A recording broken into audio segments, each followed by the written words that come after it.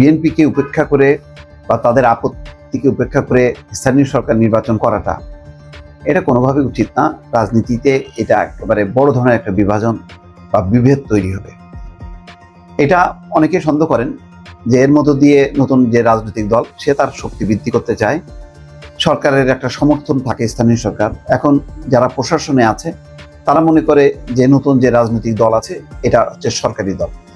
সুতরাং এই ফ্লেভারটা রেখে যারা অপসারিত হয়েছেন স্থানীয় পর্যায়ের চেয়ারম্যান মেম্বার, তারা হয়তো এই নতুন দলে ভিড়তে পারে, নতুন দলে জায়গা করতে পারে। আবার বিএনপির মধ্যে সমস্যাটা যেটা হবে সেটা হলো যে বিএনপির মধ্যে অনেক রকম বিভাজন তৈরি হবে। স্থানীয় সরকার নির্বাচন দিলেই প্রত্যেকে তার শক্তি বৃদ্ধির জন্য এক একটা জায়গায় বিএনপির 3-4জন করে প্রার্থী থাকবে। আবার নতুন দল তার প্রার্থী থাকবে, জামাত এককভাবে থাকবে, ফলে জামাত ভালো করবে বহু জায়গায়। নতুন দল তার কিছু সদস্য মানে অটোমেটিক চলে আসবে, এক্সিস্টিং যারা ছিলেন তারা নতুন দলে ভেড়ার চেষ্টা করবে, আর বিএনপিতে তো বিএনপির লোক আছেই। তো সুতরাং এর মধ্য দিয়ে হয়তো নতুন দলের একটি শক্তি বাড়বে, জামাত একটি ভালো অবস্থানে যাবে। সে কারণেই স্থানীয় নির্বাচন বিএনপির বাইরে অন্য দুটি শক্তির খুব প্রয়োজন হবে, কিন্তু বিএনপি ক্ষতিগ্রস্ত হবে। স্থানীয় নির্বাচন যদি দেওয়া হয়, বিএনপির মধ্যে যেহেতু বহু প্রার্থী আছে নির্বাচন করতে চায়, তাদের মধ্যে একটা বড় ধরনের সংঘাত তৈরি হবে। এটার হয়তো সুযোগ নিতে চাইবে অন্যরা। সেই কারণে হয়তো স্থানীয় নির্বাচনের ব্যাপারে কোনো কোনো মহল খুব জোরালোভাবে তারা চেষ্টা করছে। এখন সেই কারণে কি বিএনপিকে মাইনাস করে বা বিএনপিকে এই বিষয়টি অ্যাভয়েড করে অন্য বাকিরা সবাই যদি আওয়াজ তোলে যে না আমরা স্থানীয় সরকার নির্বাচন চাই, তাহলে দেখা যাবে যে বিএনপির পক্ষে কিছু করার নাই। সেরকমই একটি অবস্থায় দিকে যাচ্ছে কিনা এটা বলা যাচ্ছে না। কেউ কেউ শঙ্কা করছেন, সেই শঙ্কার বিষয়টি আমি আপনাদের সামনে তুলে ধরলাম। বিএনপির ঘোর আপত্তি সত্ত্বেও সংসদের আগে স্থানীয় নির্বাচন আয়োজনে এগুচ্ছে অন্তর্বর্তী সরকার। শেখ হাসিনার পতন ঘটানোর গণঅভ্যুত্থানের নেতৃত্ব দেওয়া ছাত্র নেতৃত্বের পাশাপাশি সমর্থন দিচ্ছে জামাত ইসলাম, অর্থাৎ নতুন দল আর জামাত ইসলাম মোটামুটি এই প্রশ্নে জোটবদ্ধ হয়েছে। জাতীয় নির্বাচন বিলম্বিত হতে পারে এই আশঙ্কায় বিএনপি বিরোধী হলেও দলটির সূত্রের খবর সরকারি পৃষ্ঠপোষকতায় জনপ্রতিনিধিদের মাধ্যমে ছাত্রদের রাজনৈতিক দল প্রতিষ্ঠার অংশ হিসাবে স্থানীয় নির্বাচনে জোর দেওয়া হচ্ছে।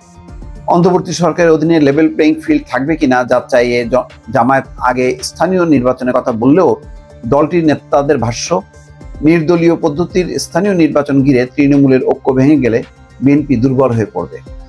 এরপর সংসদ নির্বাচনের সুবিধা হবে আওয়ামী লীগ শূন্য মাঠে জামাতের।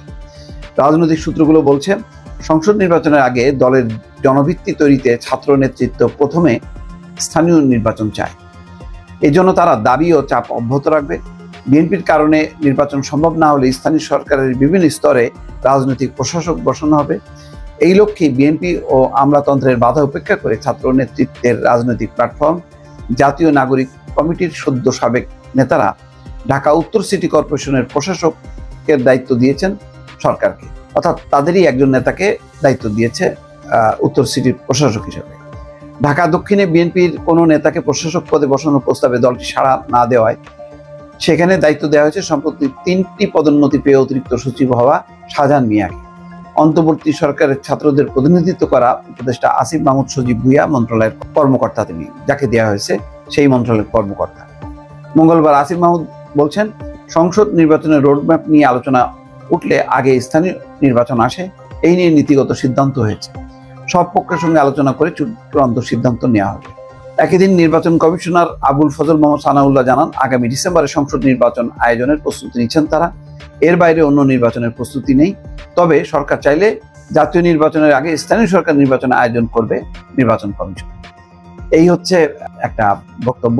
এখন দেখা যাক, এটা আমি আগেই বলেছি যে নির্বাচন নিয়ে কিন্তু একটা ভোট বা জট বাঁধার একটা পসিবিলিটি আছে, হয়তো সেই দিকেই যাচ্ছে।